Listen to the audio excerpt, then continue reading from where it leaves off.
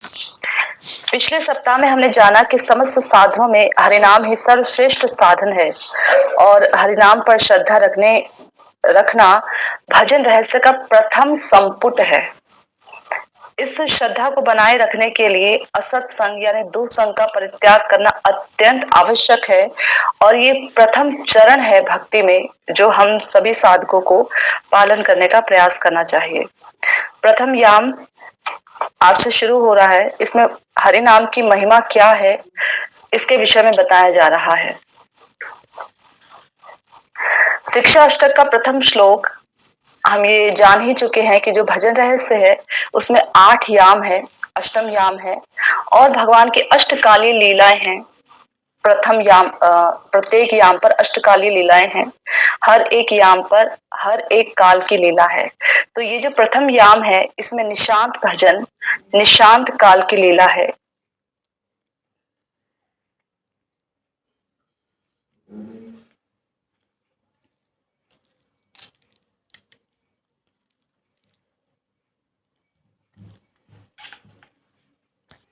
चेतो दर्पण मार्जनम, चित्त पर जो मैल जमी है, मन पर नहीं कहा, बुद्धि पर नहीं कहा, अहंकार पर नहीं कहा, कहा चित्त को मार्जन करना पड़ेगा। चित्त का मार्जन होता है, मन को संयमित करना होता है, बुद्धि को, जो बुद्धि आवेशित रहती है अलग अलग विषयों में, हमारे जो इंद्रियां हैं उनमें जो विषय है उनमें जो आवेशित रहती है, उस बुद्धि को वहां से खींचना होता है। और अहंकार की जो भावना है उसको भी ठीक ढंग से रखनी होती है। लेकिन ये सब कैसे होती है?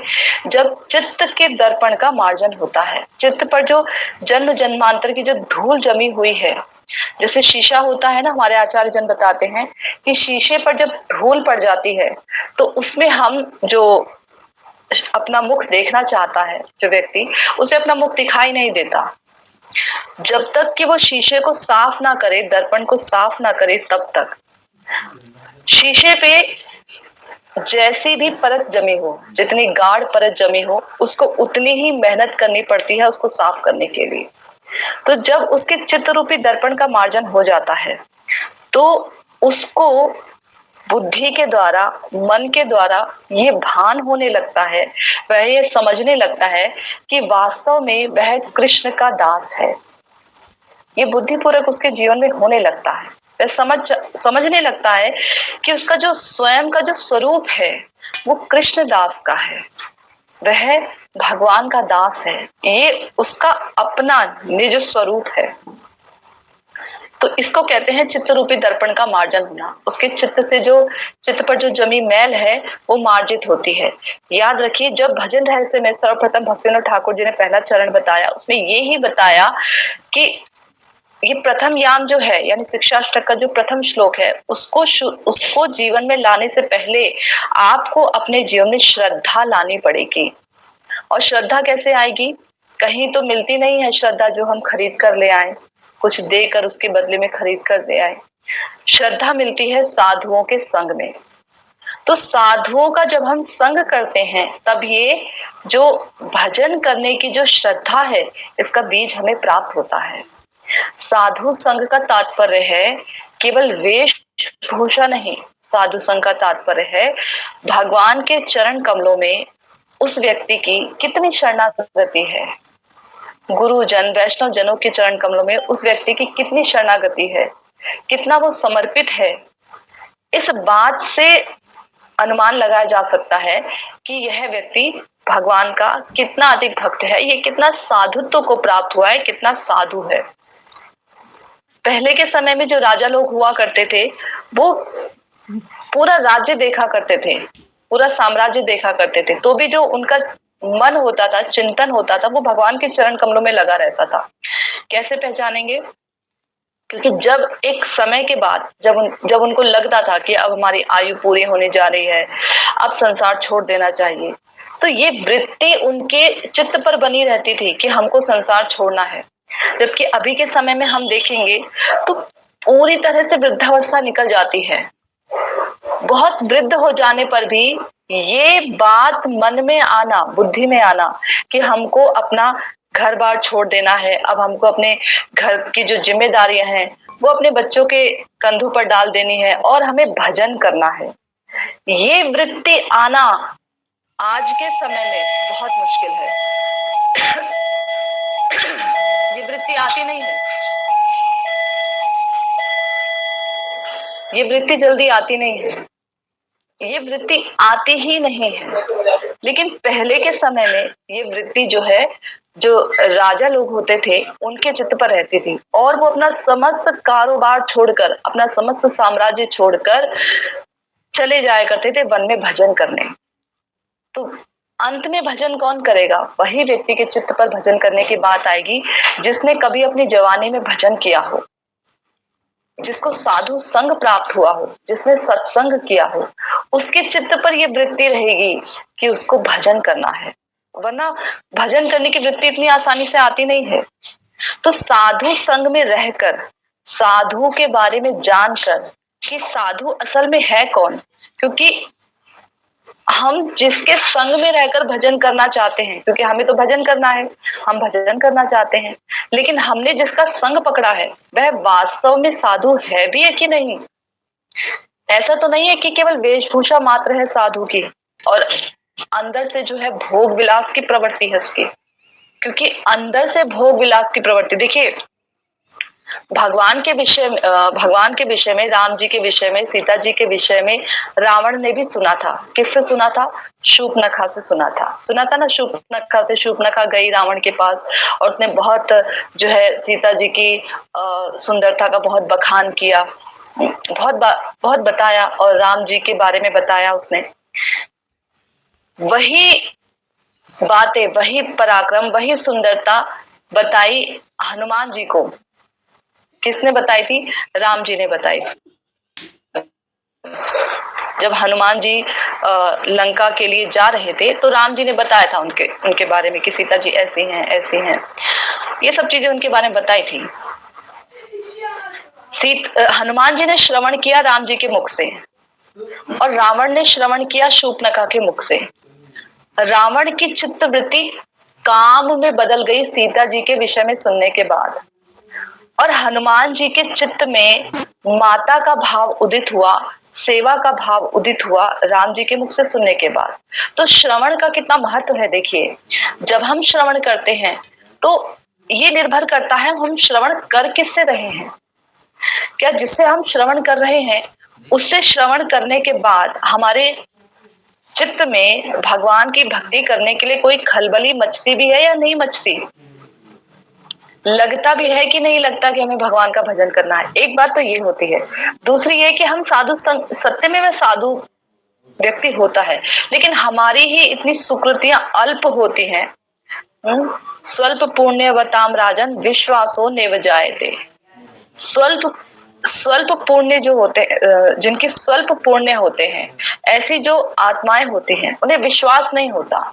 दूसरी तो बात ये होती है, लेकिन हम भजन करना चाहते हैं, हम चाहते हैं कि हम समर्पित हो, हम भजन करें पूर्ण शरणागति के साथ, हमारा मनुष्य जीवन सफल हो, लेकिन उसके बावजूद भी हमें देखना पड़ेगा हमने संग किसका पकड़ा हुआ है। क्योंकि जैसा हम संग करते हैं ठीक वैसा ही हम पर रंग चढ़ता है, अपने आप से चढ़ जाता है, समय नहीं लगता। जैसे कि स्त्री पुरुषों में विवाह होता है ना, तो जब वो साथ में रहते हैं तो कई साल बाद, एक लंबे समय साथ रहने के बाद दोनों की जो मेंटलिटी है, जो विचारधाराएं हैं, देखने में आती है कि एक हो जाती हैं। कभी कभी तो यूं होता है कि उनके बोलने का जो लहजा है, जो तरीका है, सोचने विचारने की जो वृत्ति है, वो भी कभी कभी एक हो जाती है। तो ये संग का असर होता है। तो हम किसका संग कर रहे हैं, वास्तव में कौन साधु है, ये हमें पहचानना पड़ेगा, क्योंकि हम उसके चरणों में अपना पूरा मनुष्य जीवन समर्पित करने जा रहे हैं। तो इसलिए भक्तिविनोद ठाकुर जी ने कहा कि असत संग का आपको त्याग करना पड़ेगा, तब जो है आप श्रद्धा के साथ हरिनाम कर पाएंगे। क्यों? क्योंकि साधु संग में हमें क्या सुनने को मिलता है? साधु संग में हमें यहाँ वहां की बातें सुनने को नहीं मिलती हैं। साधुओं के संग में हमें सब समय भगवान के नाम रूप गुण लीला का महत्व पता लगता है। कोई भी भगवान की लीला है, कोई भी भगवान की लीला उठा लीजिए, उस लीला के माध्यम, उस लीला में क्या हुआ, कहाँ किस राजा का जन्म हुआ, कहाँ किस राजा की मृत्यु हुई, कौन कैसे गया, इस पर निर्भर नहीं करता। ये सब बातें तो गौण बातें हैं। उस लीला के माध्यम से भगवान का और भक्त का क्या गुण प्रकाशित हो रहा है, ये कथा की महत्ता होती है वास्तव में। कथा हमने सुनी 2 घंटे की, 3 घंटे की लगाकर, ठीक है, हमने 3 घंटा 2 घंटा समय दिया, हमने कथा सुनी, और कथा सुनने के बाद हमें यही पता नहीं लगा कि हम जो सुन रहे हैं वास्तव में उसका विषय क्या है, तो हम जान ही नहीं पाएंगे। अब जैसे गजेंद्र लीला है भगवान की, गजेंद्र ग्रह लीला, उस कथा को सुनने के बाद हमें पता ही नहीं लगा कि इसमें भगवान का कौन सा गुण उजागर हुआ। भगवान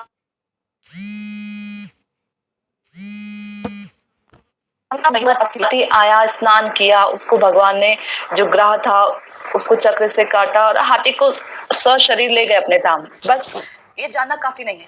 उस कथा में भगवान की कौन से गुण की स्फूर्ति हुई, हमें कौन सा गुण सामने निकल कर आया, ये महत्व रखता है। भगवान के गुणों को, भगवान के स्वभाव को जब तक हम नहीं जानेंगे तब तक हम ठीक ढंग से भजन कर ही नहीं सकते। तब तक हमारी जो बुद्धि है वो 10 दिशाओं में दौड़ेगी, यहाँ भी वहां भी, क्योंकि भगवान का स्वभाव नहीं जाना ना कि भगवान कितने दयालु हैं। आज ही मैं सोच रही थी, देखिए पूतना जो कि भगवान को मारने के उद्देश्य से आई थी, अगर हमको कोई मारने के उद्देश्य से आए और कपट रूप रखकर आए, हमारा स्वजन बनकर आए हमें मारने के उद्देश्य से हमारे घर में,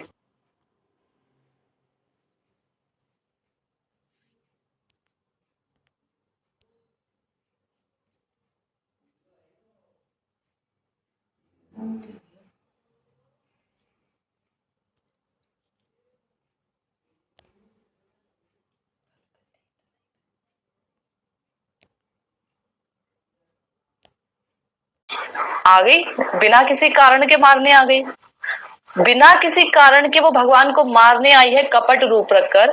उसके बावजूद भी भगवान ने उसको धात्री की गति प्रदान की।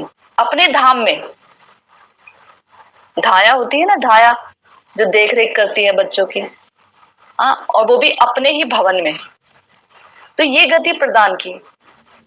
इस दयालुता के गुण को सुनकर ही तो सुखदेव गोस्वामी जो ब्रह्म ज्ञानी, जो वन में चले गए थे, हाँ, और ब्रह्म में लीन होने का प्रयास कर रहे थे, निर्विशेषवादी बन गए थे, वो सुखदेव गोस्वामी खींचे चले आए इस श्लोक को सुनकर।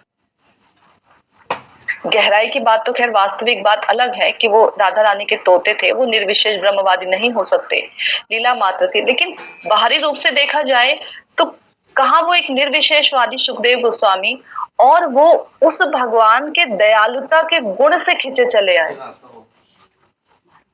तो कौन सी लीला किस गुण को दिखाती है, ये कथा में बताया जाता है कि भगवान कितने दयालु हैं।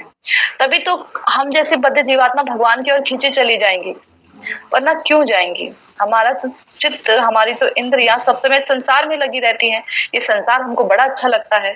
आज ही मैं एक रास्ते से आ रही थी ना, तो वहां पर मैंने देखा एक तरफ मंदिर है, वहां पर कीर्तन पाठ हो रहा था, शाम के समय कीर्तन हो रहे थे, कुछ औरतें मिलकर कीर्तन करती थी, और एक तरफ ना बहुत बढ़िया ओसिस नाम का एक रेस्टोरेंट है, बहुत बढ़िया सा चमकता धमकता सा। तो जितने लोग जा रहे थे ना, उनकी नजर मंदिर की तरफ नहीं जा रही थी, जबकि वहां से आवाजें आ रही थी उस चमकते धमकते जो रेस्टोरेंट था उसकी तरफ जा रही थी। बहुत लाइटनिंग हो रही थी, बहुत ज्यादा, दिवाली का समय ना, तो बहुत ज्यादा लाइटनिंग हो रही थी, तो लोगों की नजर उधर जा रही थी। तो माया देवी ठीक ऐसे ही है। तो मैं सोच रही थी कि माया देवी हमें ऐसे आकर्षित करती है, साधारण सा दिख रहा है वहां पर सब कुछ, वहां नहीं नजर जा रही है, बहुत चमक धमक है वहां नजर जा रही है, और हम खींचे चले जाते हैं क्योंकि हम बद्ध जीवात्माएं हैं, उस चमक की तरफ खींचे चले जाते हैं। उसके बाद वहां जाने के बाद हम कितने अशांत होंगे, हमारा जो चित्त है कितना मैला हो जाएगा, इससे हमें कोई परवाह नहीं है। उसके बाद जो हो सो हो, उस समय इंस्टेंट जो हमें आनंद मिल रहा है, हम उस तरफ दौड़े चले जाते हैं। और भगवान के मंदिर में जाके कथा कीर्तन में बैठने से जो हमें शांति प्राप्त हो रही है उसको हम कहते हैं बोरिंग है। तो ऐसे ही माया देवी का भी खेल है। तो वो साधु संग जिसमें बैठकर हमें भगवान के गुणों के विषय में सुनने को मिले, वो साधु संग जिसमें हमें भगवान के नाम की महिमा पता लगे कि भगवान का जो नाम है कितना दयालु है, भगवान से भी अधिक भगवान का नाम दयालु है, सुनने को मिले, उनकी लीलाएं सुनने को मिले, असल में वही साधु संग है।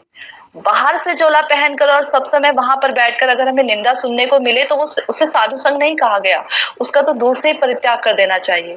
क्योंकि पहले से हम निंदुक प्रिय हैं, यहाँ वहां की बातें, कभी इसकी बातें कभी उसकी बातें।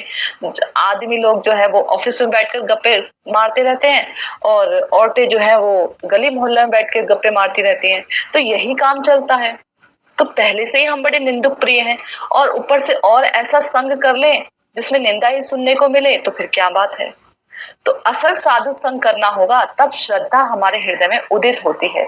तो यहाँ बताया गया कि उस चित्त रूपी जो शीशा है उसको साफ करने का कार्य कौन करता है? हरि नाम।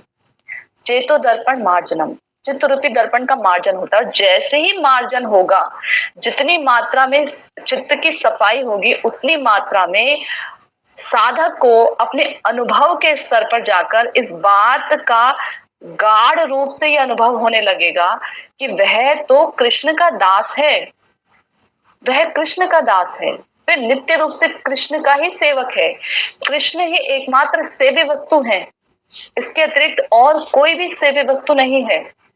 इस बात का उसे उतना उतना अनुभव होने लगेगा जितना जितना उसका चित्त परिमार्जित होने लगेगा। ये काम कौन करता है? हरि नाम। वो भी कैसा हरि नाम? श्रद्धा से युक्त हरि नाम, जो श्रद्धा के साथ हरि नाम किया जाए। श्रद्धा के साथ हरि नाम किया जाता है तो हम हिलते जुलते नहीं है, इधर उधर नहीं लगे रहते हैं, क्योंकि हमें पता है ये हरि नाम हमारे चित्त का मार्जन करेगा, है ना। तो ये बताया कि ये भाव जो है, इस भाव को पुष्ट करता है कि हम कृष्ण के सेवक हैं, कृष्ण ही एकमात्र सेव्य हैं। और जो चित्त रूपी दर्पण का मार्जन करता है ये हरि नाम, ये योगी, कर्मी, ज्ञानी, इनके चित्त का मार्जन नहीं करता है। हरि नाम में ये पूरा सामर्थ्य है कि जो जिस अभिलाषा से, क्योंकि चिंतामणि है ना, तो जो जिस अभिलाषा से हरि नाम करता है, हरि नाम उसकी इच्छा को पूरा कर देता है। लेकिन जो ये योगी हैं, कर्मी हैं और जो ज्ञानी हैं, ये कुछ समय के बाद अपने पथ से च्युत हो जाते हैं, गिर जाते हैं। जैसे ब्रह्मा जी ने कहा कि जो लोग आपकी भक्ति नहीं करते हैं वो तो केवल जो है भूसा ही कूटते हैं, धान कूटने की जगह भूसा ही कूटते हैं। इससे क्या होता है? शरीर की कसरत तो होती है लेकिन उनको कोई, उनका पेट नहीं भर पाता है, क्योंकि धान तो निकला नहीं, केवल भूसा भूसा कूटने लगे तो उनका पेट नहीं भरता है, उनको आनंद की प्राप्ति नहीं होती है, उनका शरीर पुष्टिवर्धक नहीं हो पाता है, क्योंकि जब अन्न खाएंगे तभी तो पुष्टिवर्धक होगा, तो उनका शरीर पुष्टिवर्धक नहीं हो पाता है। ऐसे ही जो भक्ति नहीं करते हैं, केवल ज्ञान का ही अवलंबन करते रहते हैं। ज्ञान यानी कई प्रकार के ज्ञान है। एक वो ज्ञान है जिससे हमारी भक्ति पुष्ट होती है, जैसे हम ग्रंथ पढ़ते हैं, इनके विषय में जानने का प्रयास करते हैं, इसके द्वारा हम भगवान के विषय में, भगवत तत्व, माइक तत्व, इसके विषय में जानने का प्रयास करते हैं। तो ये जो ज्ञान है ये हमारी भक्ति को पुष्ट करता है, ये हमारी भक्ति को ढकता नहीं है, पुष्ट करता है, क्योंकि हमारे सिद्धांतों को पुष्ट कर रहा है। दूसरा वह ज्ञान है जिस ज्ञान को प्राप्त करने के बाद हमारे हृदय में इच्छा हो जाती है कि ये संसार एक दुखमय है, इस संसार से हमें बाहर निकलना है। और बाहर कैसे निकलेंगे? जब हम भगवान में जाकर मिल जाएंगे, यानी सायुज्य मुक्ति के द्वारा, कैवल्य मुक्ति के द्वारा। ये जो मुक्ति है, सायुज्य मुक्ति, कैवल्य मुक्ति, एक ही नाम है। ये जो मुक्ति है, ये मुक्ति के बारे में कहा गया है, इस ज्ञान को कहा गया है निकृष्ट ज्ञान। क्यों? क्योंकि जीवात्मा भगवान की भिन्नांश है, भिन्नांश, तटस्थ शक्ति भिन्नांश है, तो भिन्न अंश है, और भिन्न अंश होने के कारण उसका अपना एक ही स्वभाव है कि अपने अंश की सेवा करना। और जब वो सेवा नहीं करेगी तो वो बिल्कुल मृत समान ही पड़ा रहेगा, सेवा का कोई भाव नहीं, कोई हलचल नहीं, कोई इच्छा नहीं, कुछ नहीं, केवल मृत समान पड़ा रहेगा। वह है सायुज्य मुक्ति, जहां कोई आनंद नहीं है। वो भी एक ब्रह्म का भी एक अपना एक आनंद है, लेकिन वो आनंद बहुत तुच्छ कहा गया है भगवत आनंद के आगे, ब्रह्मानंद के आनंद को। तो कहा कि जितने भी भाव है ना, स्वर्ग प्राप्ति की इच्छा या योग सिद्धियों की इच्छा, इसका भी साथ में मार्जन कर देता है। अरे जब इसका मार्जन करेगा तब धीरे धीरे तभी तो भाव पुष्ट होगा कि वह कृष्ण का दास है, और दास का कार्य होता है सेवा करना, तो वह मुक्ति तो प्राप्त करेगा नहीं। दास का कार्य सेवा करना, वह सिद्धियों की आकांक्षा करेगा नहीं। दास का कार्य है सेवा करना, सेवा वो करेगा अपने सेवे वस्तु के निकट जाकर, तो स्वर्ग की कामना वो करेगा नहीं, है ना, जहां पर उसको रमणियां मिलेंगी, सुंदर वातावरण मिलेगा, अमृत मिलेगा, इसकी कामना वो करेगा नहीं, क्योंकि वह जान चुका है कि वह एक सेवक है। ये भाव उसका पुष्ट होने लग जाता है श्रद्धा पूर्वक हरि नाम करने से। उसके बाद है चेतो दर्पण मार्जनम भव महादावाग्नि निर्वापणम। भव महादावाग्नि यानी कि भव यानी संसार, संसार रूपी दावा नल को वह शमन करने का सामर्थ्य रखता है। कौन? श्रद्धा पूर्वक किया गया हरि नाम। अभी जो हमारी कंडीशन है ना, हम लोग थोड़े से ही चीज में दुखी हो जाते हैं, थोड़ा सा हमें लाभ प्राप्त हुआ हम सुखी हो जाते हैं। क्यों? क्योंकि हमने अपने आप को शरीर से जोड़कर रखा है, तो मन से जोड़ के रखा है। मन सुखी तो हम सुखी, मन दुखी तो हम दुखी। किसी ने हमें गाली दे दी तो हम दुखी हो जाते हैं, किसी ने हमारी प्रशंसा कर दी तो हम सुखी हो जाते हैं, क्योंकि हमने अपने आप को किससे जोड़ा है? मन से। लेकिन जब हरिनाम हमारे चित्त का मार्जन करता है और हमें इस बात का ध्यान कराने लगता है, अनुभव कराने लगता है कि अरे तुम तो सेवक हो, तो धीरे धीरे बुद्धिपूर्वक ही सही, पहले बुद्धिपूर्वक जानता है वो, धीरे धीरे ही सही वह समझने लगता है कि संसार एक दावानल है। कैसे? अनुभूति के द्वारा उसको दिखने लगता है, उसको वो नेत्र मिलने लग जाते हैं, जिस नेत्र से वो देखता है कि अरे जो मैं चाहता हूं वो तो कभी मेरे साथ होता ही नहीं है, सब मेरे नियंत्रण से बाहर की वस्तु है। मैंने इतनी पढ़ाई की, इतनी मेहनत की, इतनी रात दिन मेहनत की, लेकिन मुझे वो नौकरी मिली ही नहीं जिसकी मैं इच्छा कर रहा था। जो मुझे चाहिए था वो मुझे मिला ही नहीं। कितना मैंने प्रयास किया, मैंने जिससे दिन रात प्रेम किया, दिन रात जिसको मैंने सोचा, जिसके लिए मैंने सब कुछ किया, वो मुझे मिला ही नहीं। हमारे नियंत्रण से बाहर की वस्तु है, आउट ऑफ कंट्रोल। इसका मतलब इस संसार को चलाने वाले कृष्ण है। क्यों? क्योंकि साधु संघ में जुड़ा है ना वो, तो साधु संघ में उसने सुना कि कृष्ण ही सर्वे सर्वा है। मया अध्यक्षेण, मेरी अध्यक्षता में प्रकृति सुयते सचराचरम। ये जो प्रकृति है ये कार्य करती है, चर अचर सब प्रकार का कार्य प्रकृति करती है मेरी अध्यक्षता में रहकर। तो वो इस बात को अनुभव करने लगता है, बार बार बार बार उसके सामने जब यही सब होता है, यही देखता है वो अपने जीवन में कि मेरे नियंत्रण से हर चीज बाहर है। मैंने इतना बढ़िया खाना बनाया, मैंने सोचा कि मैं बहुत बढ़िया जो है आज जो है मैं बहुत बढ़िया राजमा चावल बनाऊंगा, और मैंने बड़ी मेहनत करके मैं बाजार से राजमा खरीद कर भी लाया, मैंने राजमा चावल भी बनाए, जल गए। या उसे मैंने खाया तो मेरा पेट खराब हो गया, मैं उसका आस्वादन ही नहीं कर पाया ठीक से, या मैं खा ही नहीं पाया। मेरे कंट्रोल से बाहर की चीज है। कब से सोच रहा था कि 4 दिन बाद अरे मैं ना धाम जाऊंगा, कार्तिक मास आया मैं धाम जाऊंगा, कुछ ना कुछ ऐसा हो गया, कुछ ना कुछ ऐसा हो गया कि जा ही नहीं पाया। जेब में पैसा भी है, टिकट भी मिल रही है, सब कुछ है, लेकिन जा ही नहीं पाया।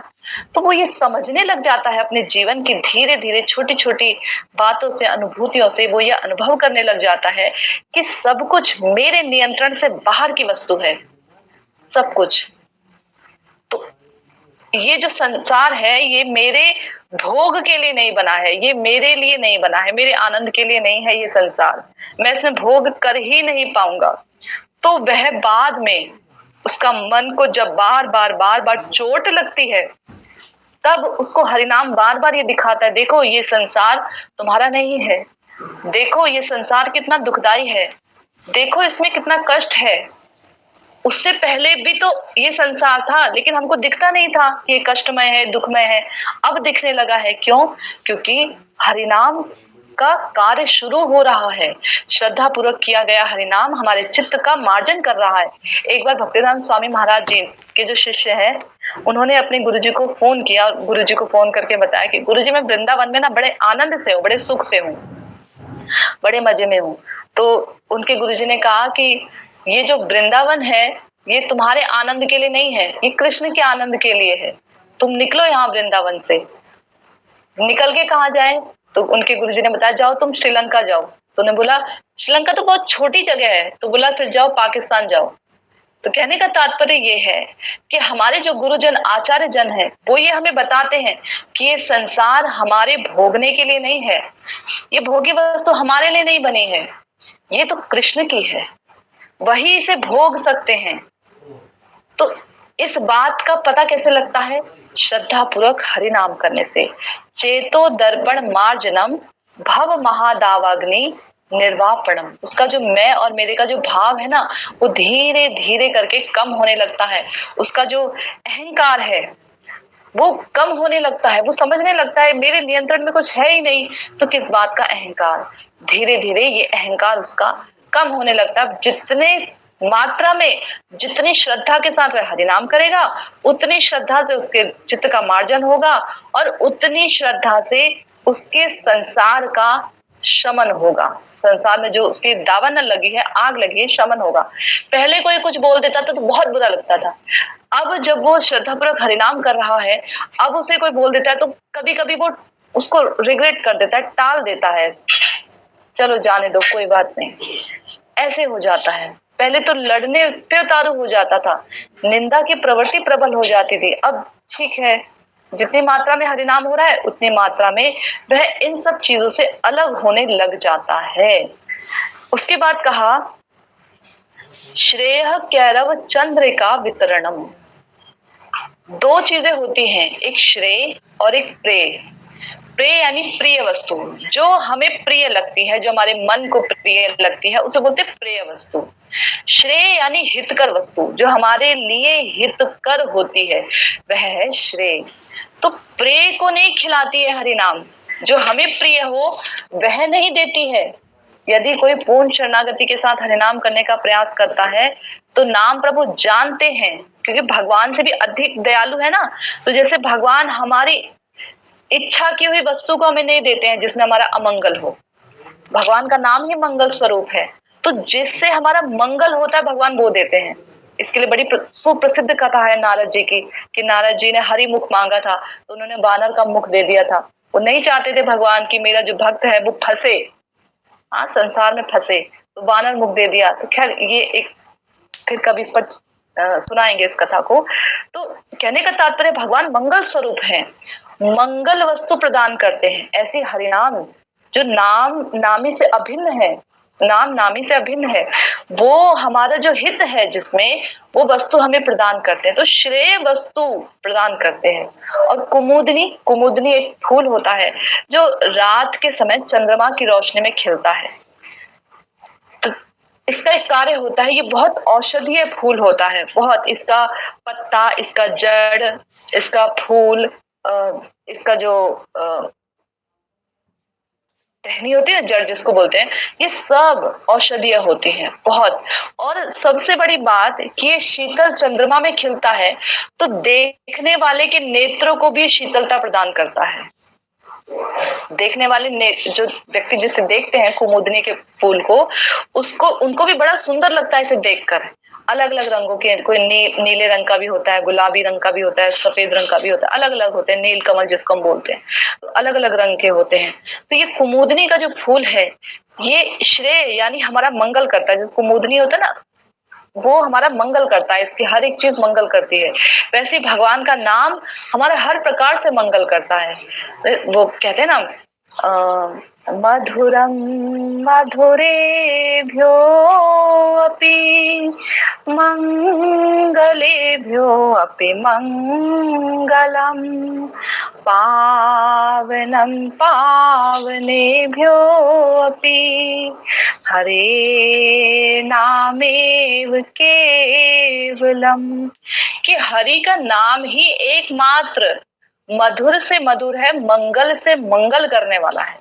जो हमको लगता है ये हमारे मंगल करता है, उससे भी अधिक मंगल का भी मंगल कर देता है भगवान का नाम।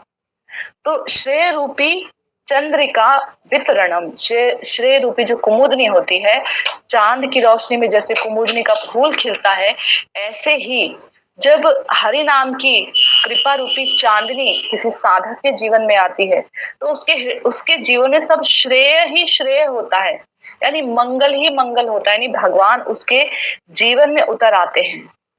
उसके अंदर का जो काम क्रोध लोभ है ना, ये सारी चीजें उसके हृदय से जाने लगती हैं धीरे धीरे करके। लेकिन उस अनुपात में, जिस अनुपात में वह भजन करता है।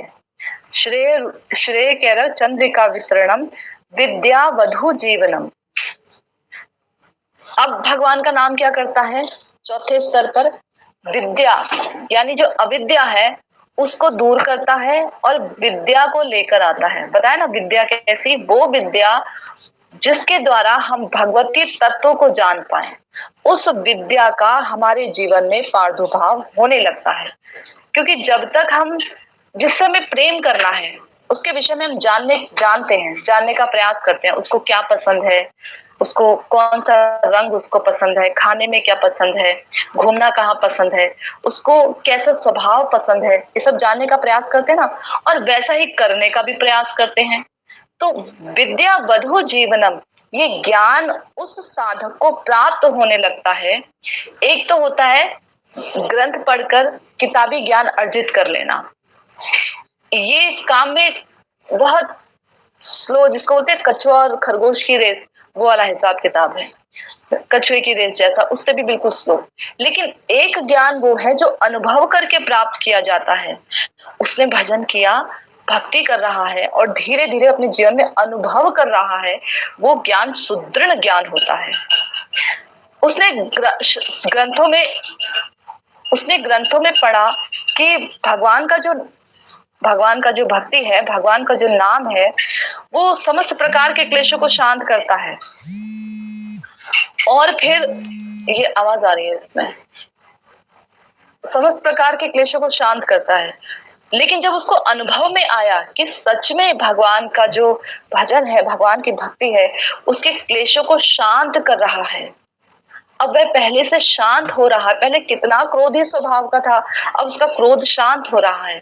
तो ये सब उसको अनुभव में आने लगता है, तो ये बात उसकी पक्की हो जाती है। अब उसे कोई कहे कि भगवान की जो भक्ति है उससे कुछ नहीं होता है, हमने तो कितने साल भजन किया, 15 साल हो गए, 20 साल हो गए, तो कहते नहीं नहीं, तुम ठीक से भजन ही नहीं कर रहे होंगे, इसीलिए तो ऐसा हुआ।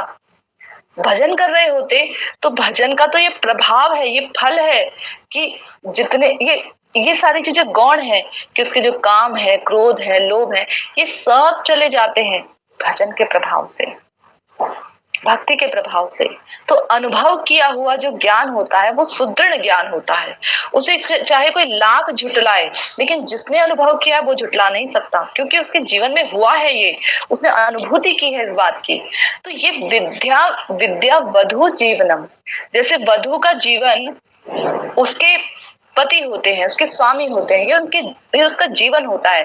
जैसे उसके जीवन से वो उसके पति निकल जाते हैं, उनकी मृत्यु हो जाती है, तो फिर उसको वधु नहीं कहा जाता, उसको विधवा कहा जाता है। ऐसे ही जिस साधक के जीवन से कृष्ण भक्ति रूपी जो वधु है, वो जो ज्ञान है, वो ज्ञान निकल गया, उसके बाद जो कुछ भी उसके जीवन में बचता है वो सब विधवा स्वरूप है। इसलिए बोला कि हरि नाम विद्या वधु जीवनम, उसके हृदय, उसके जीवन में क्या लेके आता है? विद्या लेके आता है। वो विद्या जो उसको भगवान से जोड़ कर रखती है, वो विद्या लेके आता है। तो विद्या वधु जीवनम। और उसके बाद कहा आनंदम बुद्धि वर्धनम, आनंद अवधि यानी समुद्र, उसका वर्धन करता है। जब उसका चित्त का मार्जन हो गया, और उसे ये मालूम पड़ गया कि वो कृष्ण का दास है, धीरे धीरे उसके संसार का जो दावानल है वो शमन होने लगता है। तो अब क्या होगा? जब उसके चित्त से संसार के प्रति जो ईर्ष्या थी, जो द्वेष भाव था, जो राग था, जिसके कारण वो सुख और दुख का अनुभव करता था, वो ही धीरे धीरे निकल रहा है, तो वह दुखी नहीं होता। जैसे मान लीजिए उसको किसी ने उसके लिए कुछ अपशब्द कह दिए, तो अब वह पहले के जैसे बहुत दुखी होकर नहीं बैठ जाता, सर पकड़ के रात दिन उसके बारे में चिंतन करता रहे और अपने हृदय को, अपने मन को कचोटता रहे, उस व्यक्ति की निंदा करता रहे 100 लोगों से। अब वो ऐसा नहीं करेगा। अब उसके जीवन में आनंद की अनुभूति हो रही है, वो उसको भूलने का प्रयास करता है, भूल जाता है उसको। आनंदम बुद्धि वर्धनम, उसके आनंद का वर्धन होता है। आनंद की सीमा नहीं होती है, सुख की सीमा होती है। सुख का उल्टा दुख होता है, आनंद का उल्टा परमानंद होता है। यानी आनंद बढ़ेगा तो आपको उससे भी ज्यादा कुछ मिलेगा। आनंद की कोई सीमा नहीं है।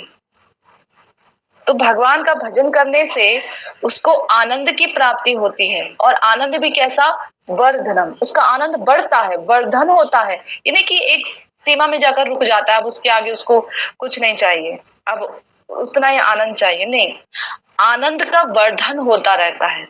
जैसे गोपियां जब भगवान को देखती थी, तो जिस जिस क्षण वो देखती थी उस क्षण उनके आनंद का वर्धन होता था। ऐसे नहीं कि अभी अरे सुबह ही तो देखा था, अभी कृष्ण यहीं से तो गुजरे थे, अभी सुबह ही तो देखे, आप क्या शाम को हम क्या दोबारा देखेंगे उन्हें? वही तो है, सब कुछ वही दिखता है, रोज वही दिखते हैं, ऐसे थोड़े ना। प्रति क्षण उनको आनंद की उपलब्धि होती थी, नव नवायमान रूप सौंदर्य दिखता था भगवान का। वो एक भजन है, एक गाया हुआ है बड़ा सुंदर, उसकी 2 पंक्तियां बड़ी सुंदर है। रूप राशि कहाँ मिलेगी, कौन यहाँ है तुझसा सुंदर, मेरी आंखों में हो तेरा जोड़ नहीं कोई धरती पर। तो नव नवायमान रूप दिखता है, नव नवायमान उसको नाम लगता है, नव नवायमान उसको भगवान की लीलाएं लगती हैं। ऐसा नहीं कि अरे हर बारी तो सुनी है ये भगवान ने क्या कहते हैं द्रौपदी को बचाया, फिर ये किया, फिर ये किया, गजेंद्र वाली लीला, ये तो सब सुनी हुई है, क्या इसको बार बार हम सुनते रहे? नहीं, बहुत बार सुनने पर भी वो हर बार नहीं लगती है। ऐसा लगता है अभी तो सुना था। अच्छा, लीला तो लीला, भगवान से संबंधित कोई एक श्लोक भी उठा लो, तो श्लोक में जो एक एक शब्द है, वो भी उन शब्दों का जो अर्थ निकल कर सामने आता है, वो भी ऐसा लगता है इतना नया है, ये सुना ही नहीं पहले, इसमें कुछ और नया है, इसमें कुछ और नया है। मैंने ये भजन रहस्य नामक जो ग्रंथ है, जो बहुत बार पढ़ चुकी हूँ उसे, बहुत बार पढ़ चुकी हूँ उसे, फिर भी जितनी बार भी पढ़ती हूँ ना, ऐसा लगता है कुछ नया निकल कर सामने आ रहा है, कुछ अलग ही निकल कर सामने आ रहा है, कुछ अलग ही निकल रहा है। तो ऐसे ही भगवान के समस्त जितने भी ग्रंथ हैं, जितनी भी लीलाएं हैं, नाम है, नाम देखिए पूरे दिन लेते हैं, सब समय नाम लेते हैं, और कई लोगों को 5 साल हो गए, कई को 10, किसी को 15, किसी को 50-50 साल भी हो गए हरि नाम लेते हुए, है ना। बहुत संख्या है, कई ऐसे हैं जो 3-3 लाख हरिनाम करते हैं एक दिन में, ऐसे भी साधक हैं, ऐसे उच्च कोटि के, फिर भी वो नाम से बोर नहीं हो रहे, वही हरे वही कृष्ण, वही हरे वही राम, बोर नहीं हो रहे हैं। और इतने सालों से लेते लेते जीवा को, एक मन को आदत पड़ गई कि एक दिन अगर वो छूट जाए तो ऐसा लगता है जो निकल गया जीवन से, वो छोड़ ही नहीं पाता है। छूट जाए तो ये तो उसके दिमाग में आता ही नहीं है। तो भगवान का नाम नव नवायमान, तो ऐसे ही आनंदम बुद्धि वर्धनम, नाम क्या करता है एक साधक के जीवन में? उसके जीवन में आनंद का वर्धन करता है, हर प्रकार से आनंद का वर्धन करता है, चाहे नाम से ले लो, चाहे भगवान के रूप से ले लो, भक्तों की कथाओं से ले लो, हर प्रकार से आनंद का वर्धन करता है। एक ही विग्रह का वो रोज दर्शन करता है, उसके घर में रहते हैं, वो सब समय देखता है, फिर भी बोर नहीं होता उनको देखते देखते, बोर नहीं होता है। उनकी सेवा करते करते बोर नहीं होता, अरे कल ही तो स्नान कराया था, अब क्या स्नान कराया, अब चलो 1 महीने बाद कराएंगे, ऐसे नहीं करता है। आनंदम बुद्धि वर्धनम प्रतिपदम पूर्णामृत स्वादनम, और हर पद पर उसको एक नए आस्वादन, उसको नया एक आस्वादन मिलता है। हर एक पद पर नया नया उसको आस्वादन प्राप्त होता है। प्रतिपदम पूर्णामृत स्वादनम सर्वात्मनस्नम पनम, हर प्रकार से जो उसके जीवन का आनंद है, जो भी आनंद, जिस आनंद को वो संसार में ढूंढ रहा था, वो हर प्रकार का आनंद उसको प्राप्त होता है। और कैसे प्राप्त होता है?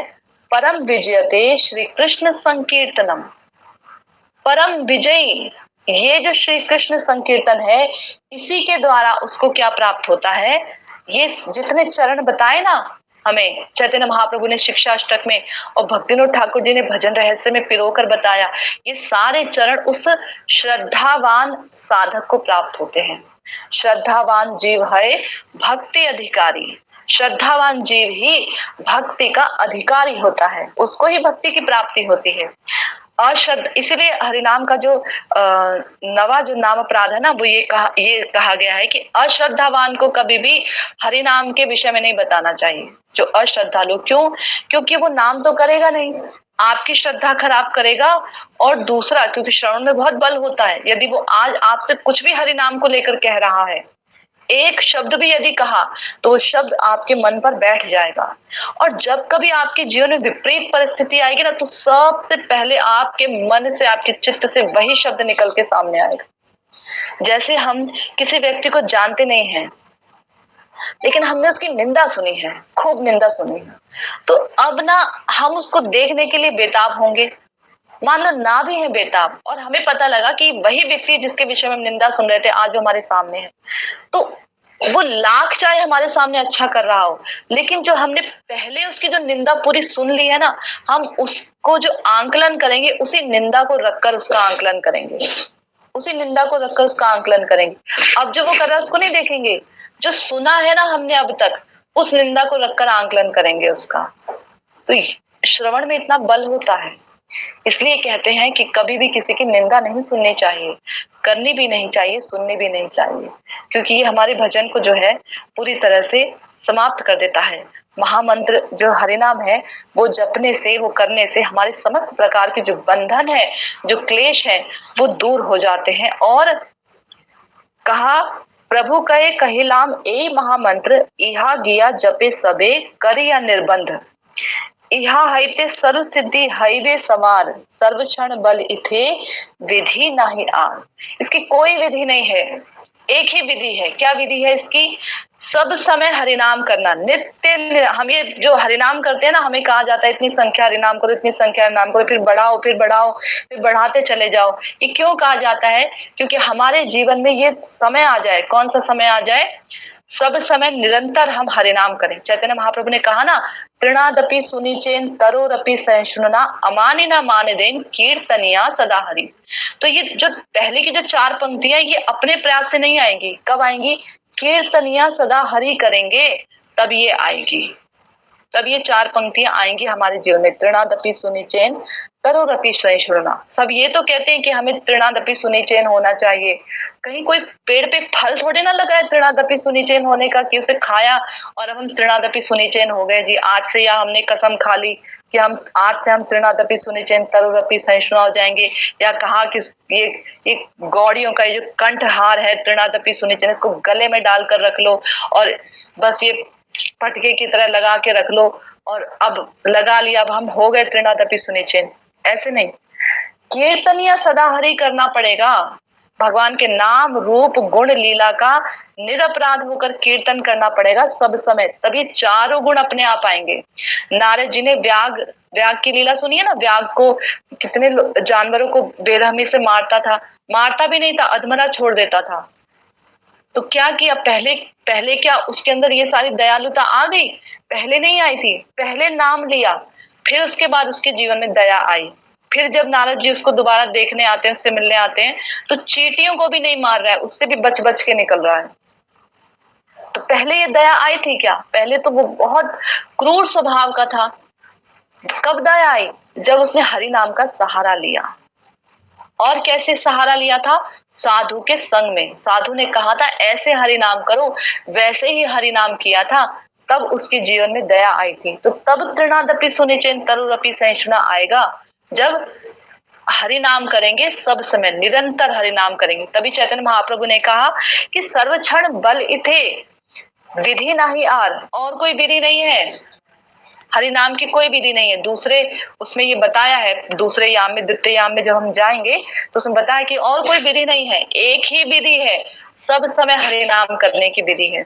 जितना समय मिले माला पर किया, और जितना समय नहीं मिल रहा माला पे करने का, अपनी संख्या पूर्ति करने के बाद घर के कार्य करते समय भी हरि नाम किया।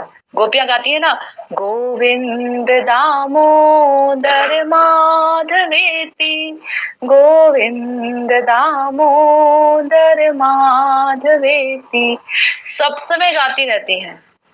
जिह्वा पिबस्य हरिनाम अमृतम, हे जिह्वा तुम हरि नाम का अमृत पियो, सब समय पीती रहो, तब तुम्हारा चित्त का जो दर्पण है उसका मार्जन होगा।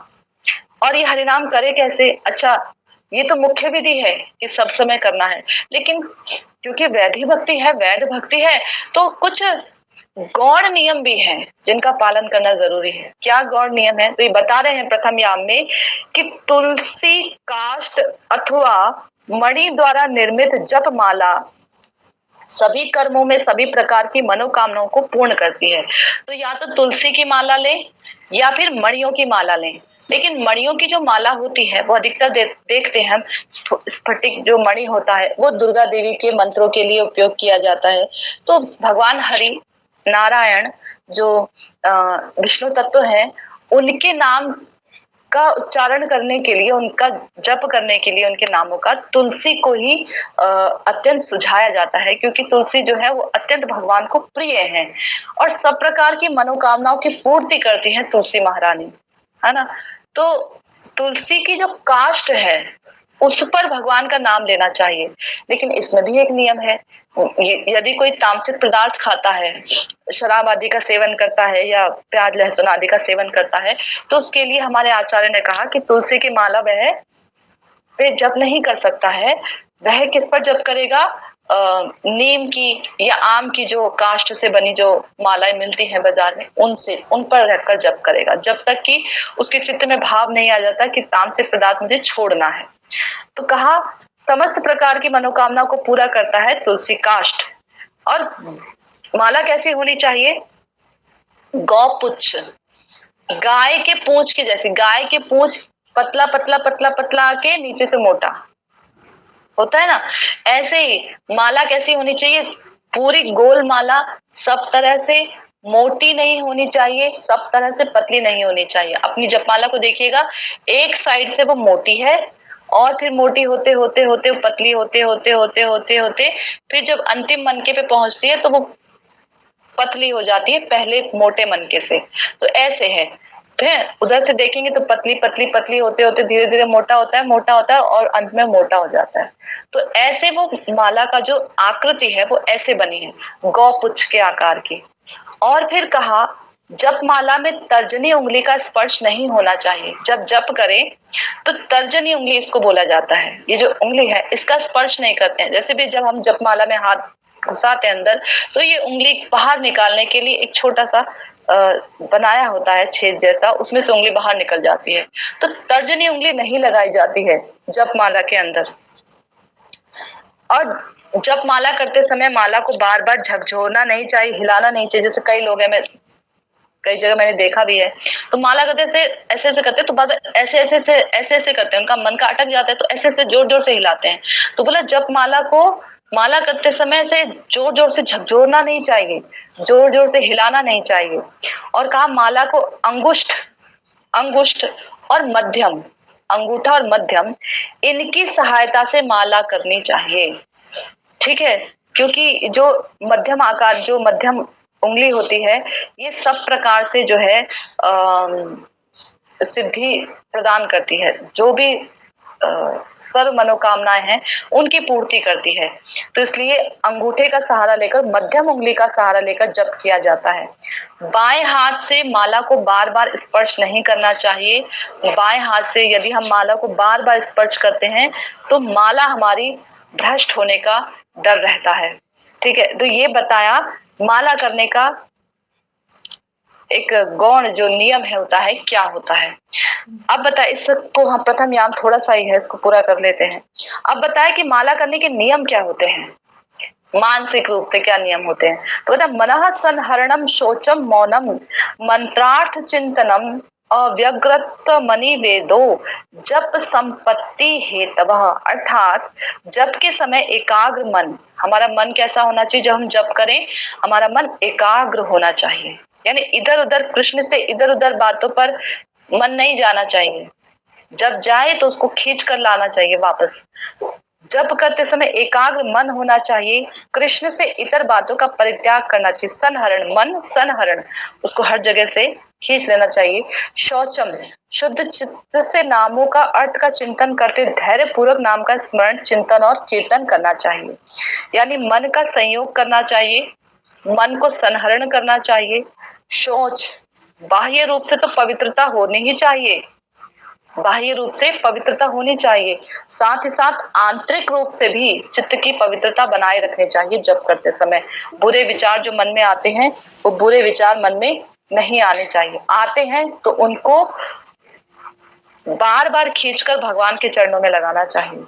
फिर कहा मौन, मौन धारण करना चाहिए। अब जप करेंगे तो मौन कैसे करेंगे, तो बोला मौन करना चाहिए, कृष्ण से इतर वस्तुओं के लिए मौन करना चाहिए। यानी कि माला करते समय फोन भी देख रहे हैं, माला करते समय फोन पर बात भी कर रहे हैं, माला करते समय दूसरे किसी व्यक्ति से भी बात कर रहे हैं, क्योंकि माला क्या है, वो स्वयं भगवान है हरिनाम, और हम उनकी सेवा कर रहे हैं। तो भगवान की सेवा करते करते क्या हम दूसरों से बात करेंगे, ये तो सेवा अपराध के अंदर भी आता है कि जब हम शिव विग्रह की सेवा करें तो इधर उधर की बातें नहीं करनी चाहिए, सेवा अपराध है। तो नामी अभिन्न है, तो जब हम नाम कर रहे हैं तो हमें इधर उधर की बाह्य चर्चा नहीं करनी चाहिए, कृष्ण से विमुख चर्चा नहीं करनी चाहिए। हाँ, नाम करते समय अगर कोई हमसे कृष्ण के विषय में कुछ पूछ रहा है, भक्ति के विषय में कुछ पूछ रहा है, तो जरूर बताना चाहिए, जरूर सुनना चाहिए, लेकिन नाम करते समय कृष्ण से इतर वस्तुओं की तरफ हमारा मन नहीं जाना चाहिए। 3 हो गए ना, मन से योग, शोच, मौन। चौथा है अव्यग्रता। अव्यग्रता यानी अस्थिर मन से, चंचल मन से हरिनाम नहीं करना चाहिए। कई लोग होते हैं ना, कहीं कहीं जैसे जाना है या कुछ जरूरी काम पड़ गया, तो कितनी माला रह गई, कितने मन के रह गए अभी, अच्छा 8 मन के रह गए, जल्दी जल्दी पूरा करो, अच्छा 2 मन के रह गए, बार बार जो अंगूठे पे जो सुमेरु होता है बार बार उस पर अंगूठा लगाते हैं, बार बार बार बार। अव्यग्रता, ऐसे नहीं करना है। ऐसे करने से जो हम हरिनाम कर रहे हैं उसका जो फल मिलता है वो नष्ट हो जाता है। तो बोला व्यग्र चित्त से हरिनाम नहीं करना है, अव्यग्र रहना है। और 5वां बताया अनिर्वेद, यानी अगर अभिष्ट प्राप्ति में बहुत देरी हो जाए, हमने जो सुने चरण कि हरिनाम करने से ऐसा होता है ऐसा होता है, और नहीं हो रहा है, तो निरुत्साहित नहीं होना है, उत्साह के साथ हरिनाम करना है कि इसी के द्वारा जो है अभी तक हमारे आचार्य जनों ने भगवत प्राप्ति की है, सबने भगवत प्राप्ति की है, नाम की महिमा शास्त्र में खूब कही गई है, ये झूठ नहीं हो सकती है, उत्साह के साथ नाम करना है। तो जो 5 चरण को पूरा करता है उसके मंत्र की सिद्धि बहुत जल्दी हो जाती है, बहुत जल्दी उसको सिद्धि की प्राप्ति हो जाती है।